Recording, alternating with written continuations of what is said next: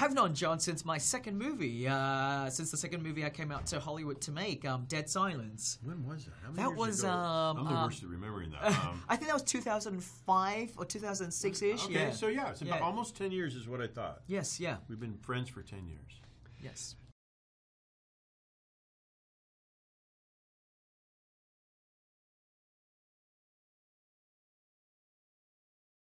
Well, you know, when we were shooting The Conjuring, it became very clear to us that Annabelle was something that had a lot of presence. You know, even though she was just an inanimated object sitting around doing nothing, people would react to her in a very strong way. And sure enough, when the film came out, Annabelle got such a strong reaction. Like she almost was like a star in her own right. That we all felt that she would be the natural star of the next spin-off Conjuring film.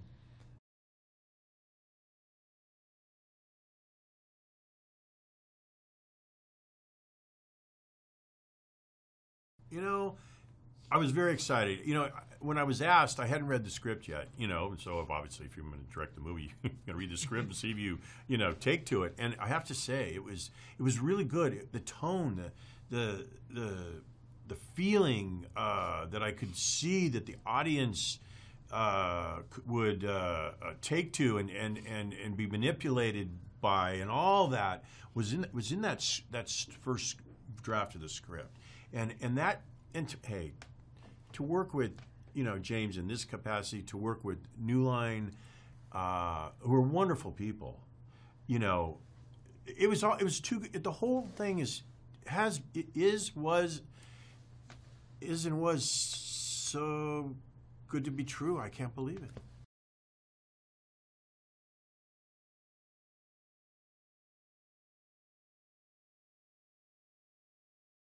Well, I mean, put it this way, when we finished The Conjuring and we felt that Annabelle was going to be our potential next movie to go out with, you know, we thought for 2 seconds, who could this be? And then pretty much right after that 2 seconds, we all agreed, between myself, the producer, and New Line Warner Brothers, all said, what about John Leonetti?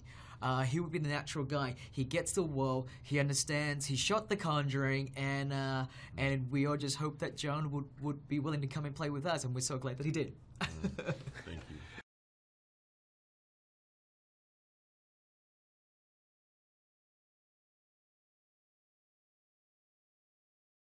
Yes, I think it's the fact that Annabelle wasn't just something that was made up completely from scratch, and that that there was something there that she was based on to begin with. Kind of gives her that extra thing that it needed, and I think we took that and we ran with it, and you know, and even though you know, Annabelle is her own story, John and I really wanted it to be as grounded as possible, because for something like this, a movie about a potentially possessed demonic doll can walk that fine line between, you know, like scary and cheesy campy, right? And so the more we ground her, the more we portrayed her in a way that makes her feel real, was a very important thing for us when we were shooting this film.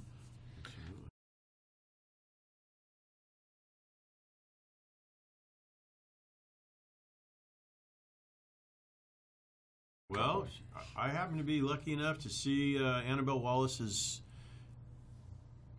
tape, and I was just blown away by her.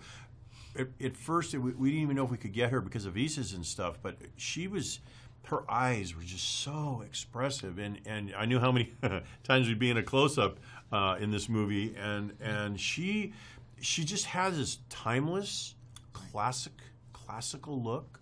She's a well-trained actor. What a pro she is, and she's beautiful. And you know, she's gripping on the screen. So, I guess those are the factors. Yeah, no, I think that's the thing that John did really well, was casting actors that feel like they fit into this movie, and not just the time period that the movie takes place in, but in a world that we want the audience to know that this is a different kind of horror film. It's not necessarily a contemporary smelling horror movie. Right. It's one that's made today, yes, but one that invokes the spirit of that era.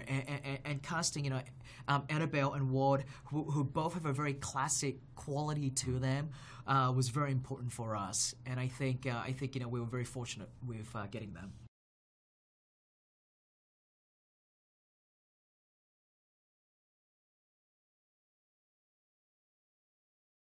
Well, it was, let's face it, we literally set the stage in The Conjuring. And The Conjuring, yeah.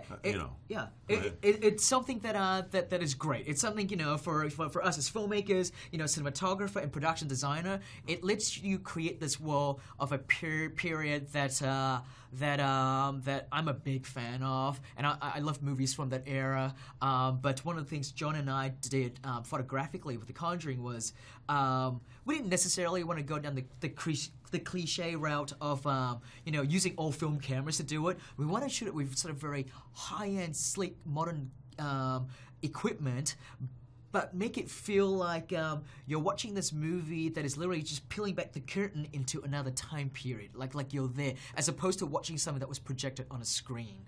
Right, and so that was something that was very important, and that was the aesthetic that we carried through on Annabelle as well. Yeah, the music.